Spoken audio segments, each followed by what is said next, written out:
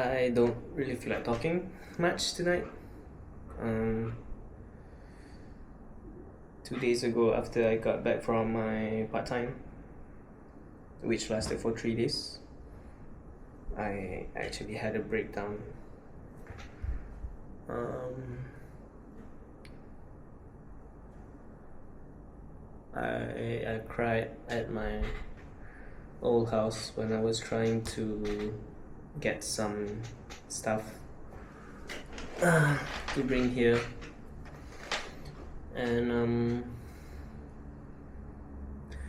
yeah, actually, I thought I was doing better. I mean, it's already 20 days. The first 2 weeks was fairly good. I mean, I was sad, but I was functioning. I wasn't having a breakdown. But this, like, right after the part-time thing, I got back home, and the I guess the difference between having, like, doing stuff and, like, not thinking about her, to suddenly going back home, having no one but my cat, and I had to sit with myself. I think it was the contrast that really triggered the pain and the sadness, really. So I was like, it was probably just because I had to avoid my feelings when I was working. The event was basically 7 to 12, 7 to 10, 7 a.m. to 10 p.m. So I would be, like, working the whole day. So I was, like, actually busy. So I didn't have to think about her at all. Wouldn't have the time. But then when I got back, like, all those emotions that I've been pushing aside for that past 3 days, it all came back, and it was overwhelming that I just sat down and cried.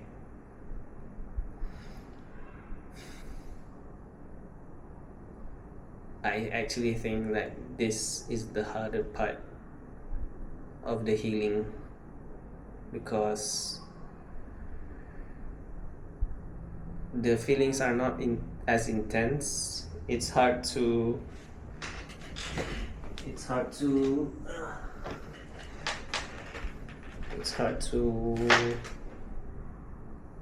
Ay, ay, ay, ay, ay. It's hard to pinpoint. Sakit ini. Hard to pinpoint what I'm actually feeling from moment to moment. So even when I want to address the feelings, I can't, because I'm not even sure what I'm feeling. I'm not sure what I'm sad about or what I'm lonely about. But I did feel better after crying, and it came to me how, like, imagine me just avoiding my feelings for 3 days, and I was breaking down sobbing. What would it feel like for someone who's been avoiding their feelings their whole life? Like my ex-wife. She probably don't even know why she feels the way she feels. And I'm not forgiving her for the shit that she did to me. but I'm also kind of, I feel sorry for her because she pretends that she's in a better place right now, but I know give it 2 or 3 months or 6 months or a year, she's gonna have a lot of she's gonna have to face a lot of unresolved or unaddressed emotions coming her way, which is probably gonna be harder for her than for me because she's never processed any of her feelings from her childhood, from her exes. One of her exes cheated, and I bet she had never addressed or came to term or processed those feelings because when she was with me, she was like still 100% fucking bitter at the guy. Even the guy before me, she was still angry over this stupidest shit. Like that guy bought a phone that was yellow, and she was so emotional about why the fuck the phone is yellow. And well, yellow is not. She doesn't like the color yellow. I mean, sure, he made that mistake, but he bought you a fucking phone for free. Just if you don't like the color, just ask for a change. The fuck you making a drama about it? It was not me though, because when I bought her phone, I just straight up brought her to the machines, the iPhone store, because it's easier for me. I'm not good at guessing how people feel, and yeah, also that became a problem for her too because we've been married for so long. Why can't you know what I want or I feel? Bitch, you change your preference every 5 minutes. How the fuck would I know that? Is this shit broken?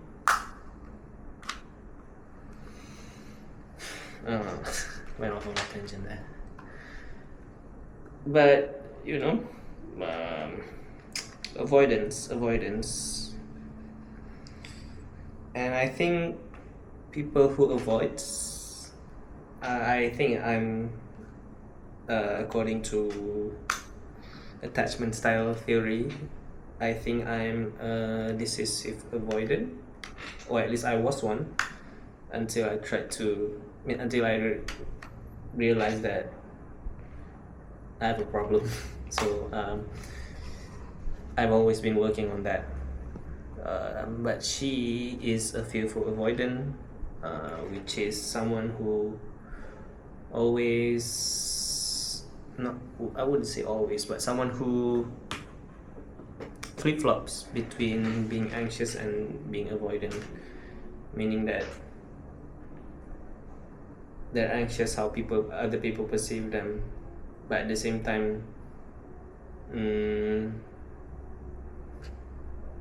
they, how do you define avoidance? They don't want to be vulnerable, I guess. That's another whole can of worm. I'm not qualified to talk about it, to be frank, but as a healing dismissive avoidant, I try to,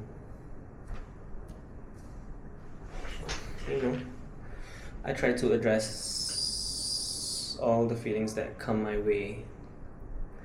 I wouldn't say it's easy.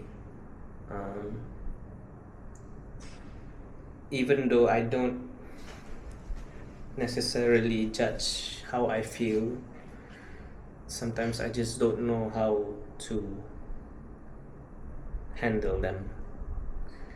And I think as avoidance, we tend to go for distractions so that we don't have to, so that we can like just push aside our feelings.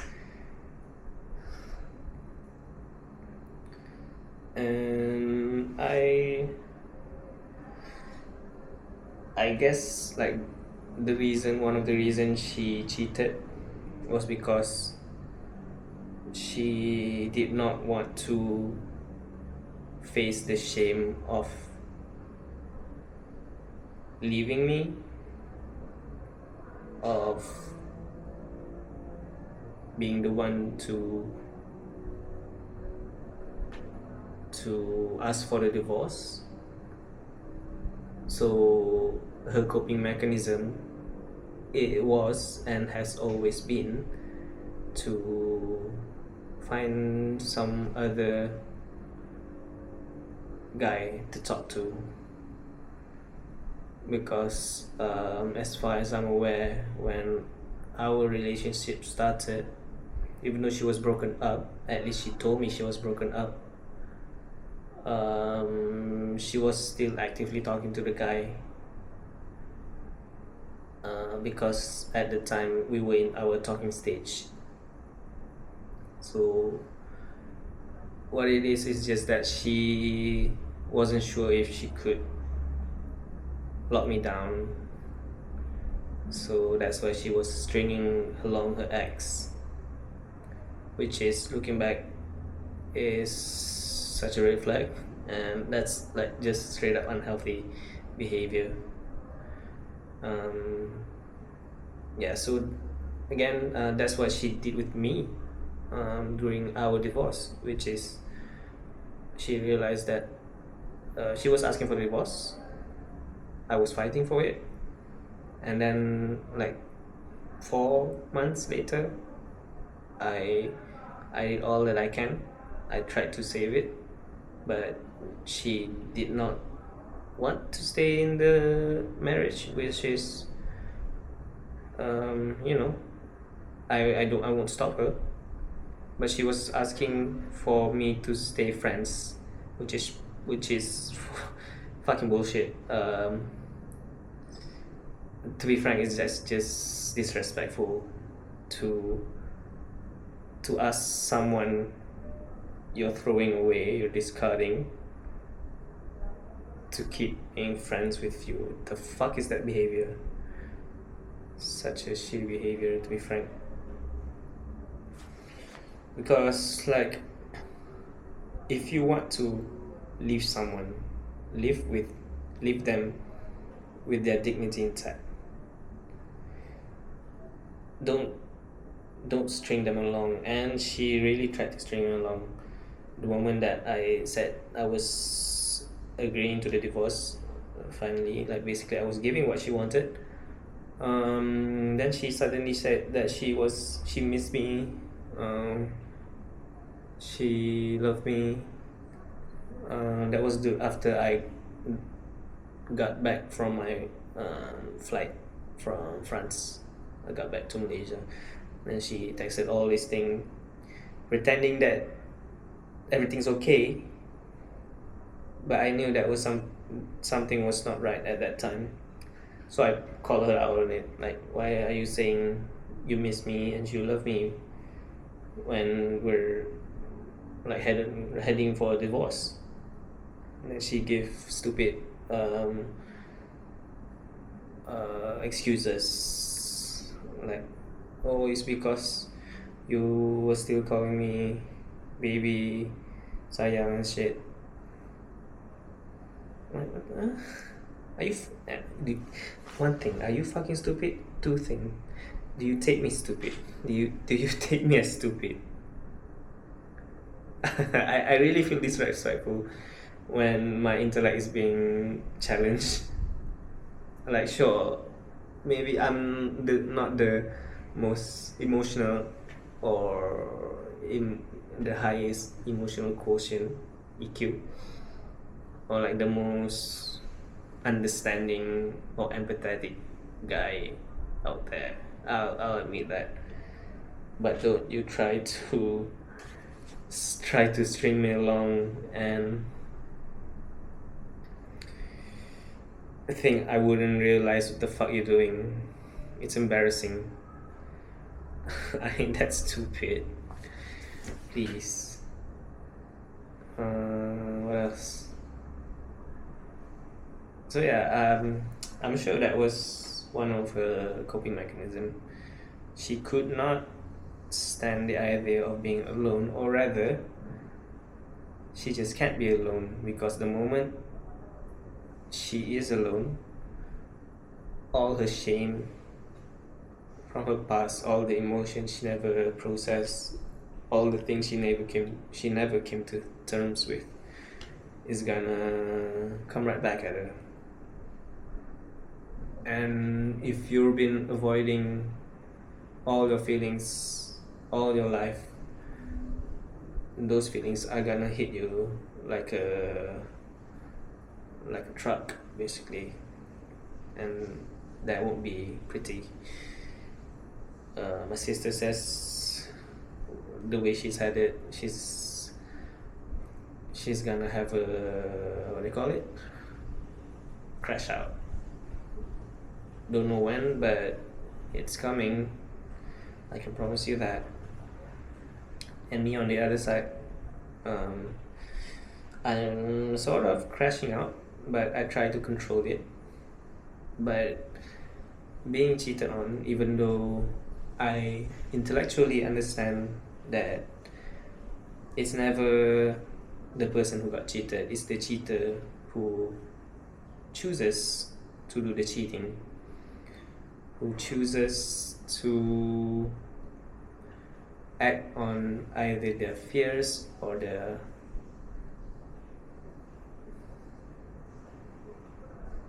lust. Yeah, but it's their action. No matter, I mean, unless you're trapped in the relationship, which she was not, because she cheated after I agreed for her divorce, so I was not trapping her.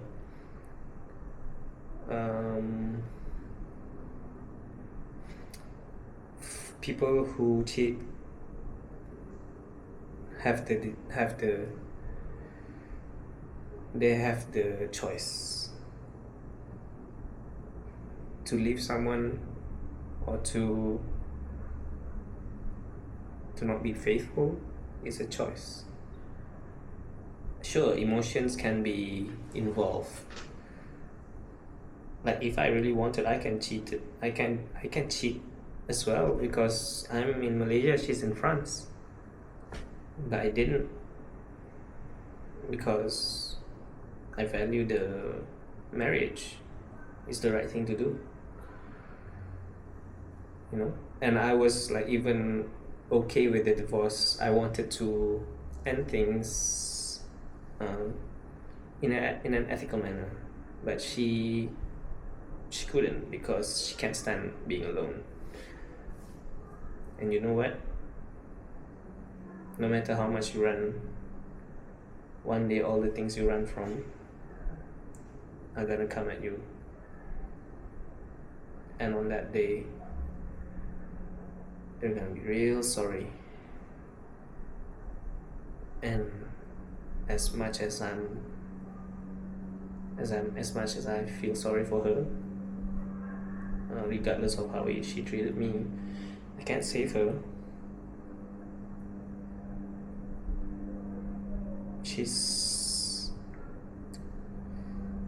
When you run from your emotions, it's only between you and you.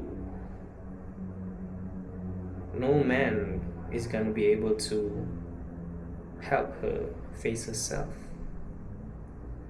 No amount of friends or no amount of success is gonna help you face yourself.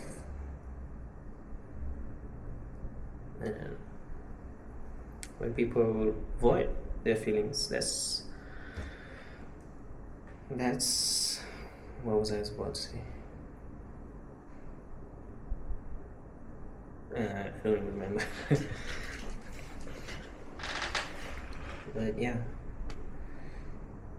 although intellectually I know it's not my fault and stuff, but you know, you can't control feelings. Some days are just worth, no, some days are just worst. um, right now I feel like my self-confidence is at an all-time low. Currently at work, my quality score is just in the drains. Like, I wish I could fix it, but I don't have the energy. And having even the smallest things gonna trigger me and make me feel like I'm not good enough. I'm a nobody. I'm never gonna be good at anything. And that's not an easy thing to face. It's really hard. So that's why I brought a distraction. Maybe jangan kacau.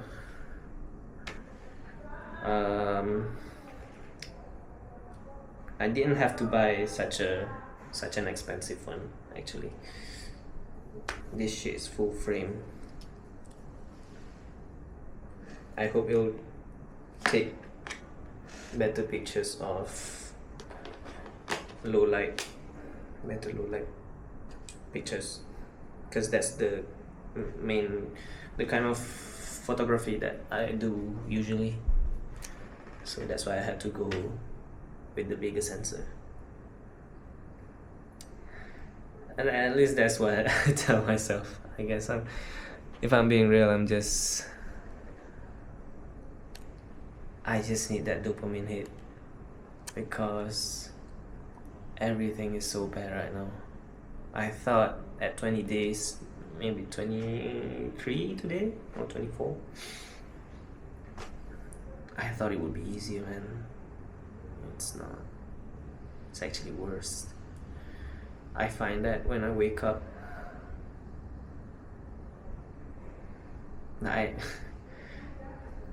I had to have some sort of dopamine fix, or else I'm just gonna feel like shit. And I guess that's why my ex-wife was so addicted to cell phones, to social media, because I just know if she stops with the distraction, she's just gonna crash out. And if you've spent your whole life running, you don't know how to address your trauma feelings. So I'm not forgiving for what she did, not forgiving her for what she did, but it's not that I don't understand. I understand where she's coming from. I tried to help, but it's her choice to cut the hand that's trying to save her. Maybe it's a bit aggrandizing. Maybe it's a selfish thing to think that I can save anyone. You can't love someone into healing, that's for sure. And I knew that before going into the relationship, but sometimes you understand it here but not here, and you'll still repeat the same pattern. So until something in your life happens that make you understand it here and here, only then your behavior and your actions are gonna change, and you'll stop repeating the same cycle with different people. I've been watching a lot of psychology and attachment theory YouTube and TikToks to better understand who I am, why I find people who treats me like shit attractive.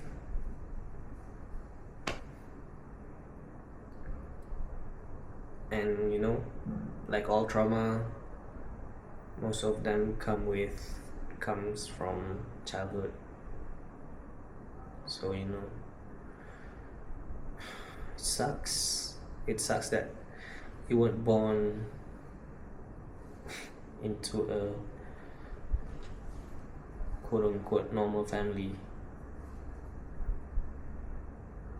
I mean, my family is fairly normal, but the dynamics were not. I'd say that, yeah.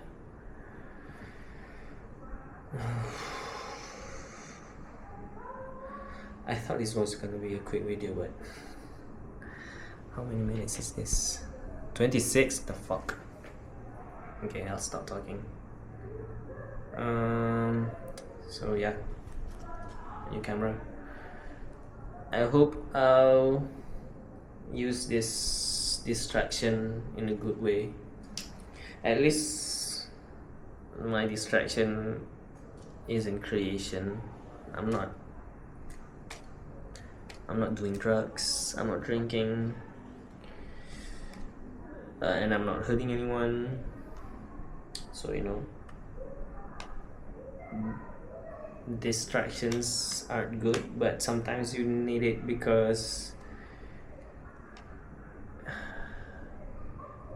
if you feel too much and you don't control those triggers in some sort of fashion, like slowly, you don't control it, how much it's affecting you, you're gonna break down and you're not gonna function day to day. So distractions are good, but sometimes you need it, but it has to be controlled so that you're not totally avoiding your feelings and just like pushing your feelings down and down. You have to balance out between your distractions for the dopamine and like going through your feelings to move forward. Yeah, so that's all.